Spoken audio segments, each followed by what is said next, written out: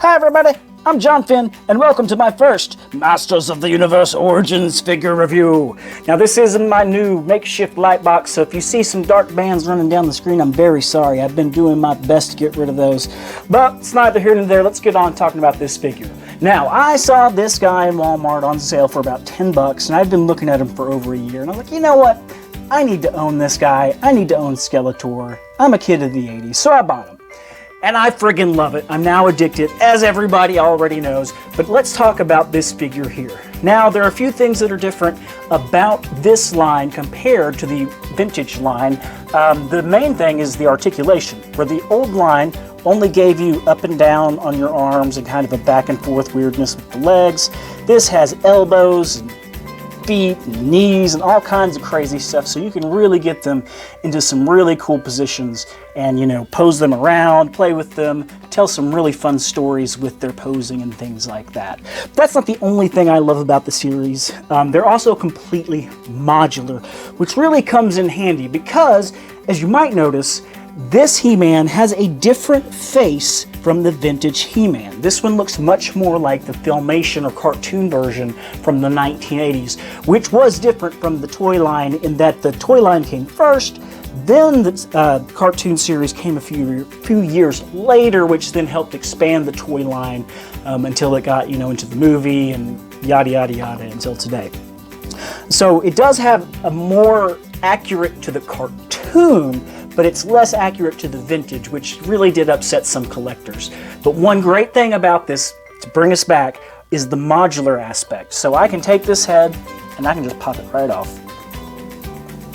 There we go.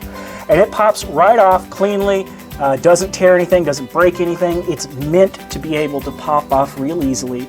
And then you can bring on, if you have another head, which I happen to from another He-Man figure I bought that I'll review later, you can just bring it right in, pop it right on him, and you have a much more vintage looking He-Man. There are some downsides to the figure that, besides the original head sculpt, one is not actually the shield. This works as it's supposed to, but one of the biggest downsides is the power sword. Now, the Sword of Power in the toy line was a huge plot point in the mini comics and stuff like that. The way you were supposed to play with the toys was that He-Man got half of the power sword, Skeletor got half the power sword, and the He-Man had to try to keep them apart. Skeletor wanted to put them together, and so He-Man only comes with a half of a power sword.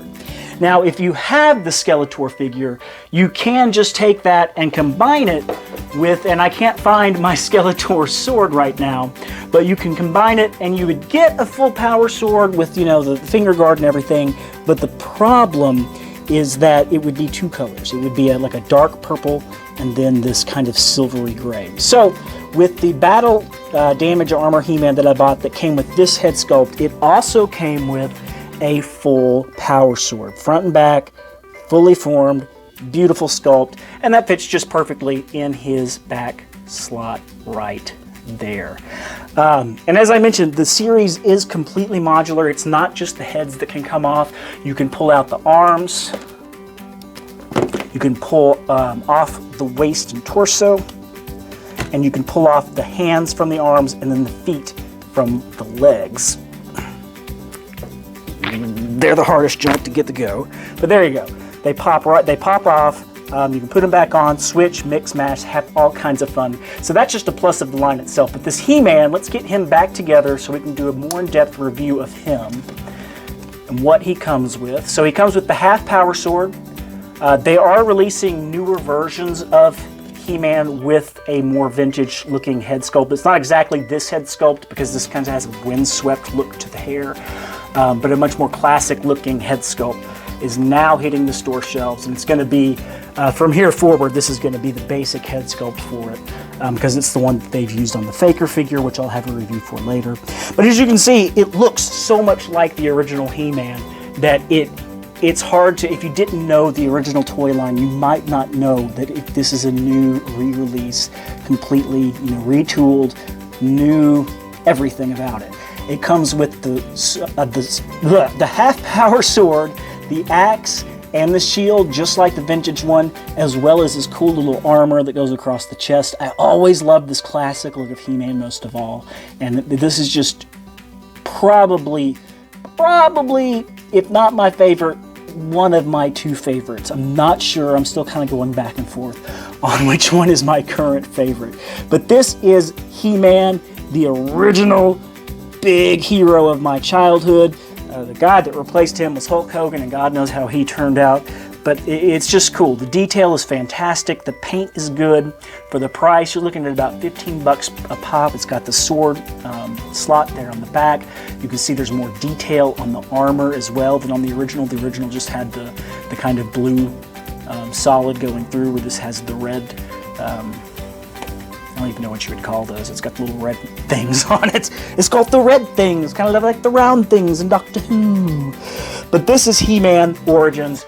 I really love this figure. If you're into vintage toys, if you want to get into a new toy collection, I could not more highly praise this line, specifically starting with this figure. I give this figure my full endorsement, and if you're into toy collecting, it's a must-have, especially if you're an 80s kid or a 90s kid and you grew up with this kind of stuff around you all the time.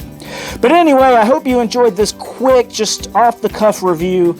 My name's John Finn. Keep collecting the way you like to collect, whether that's keeping your figures mock, whether that's opening them for display, for play, or whatever it is that makes you happy. You keep doing it. As long as you're not keeping anyone else from doing what makes them happy, then everything's okay. Until next time, John Finn out!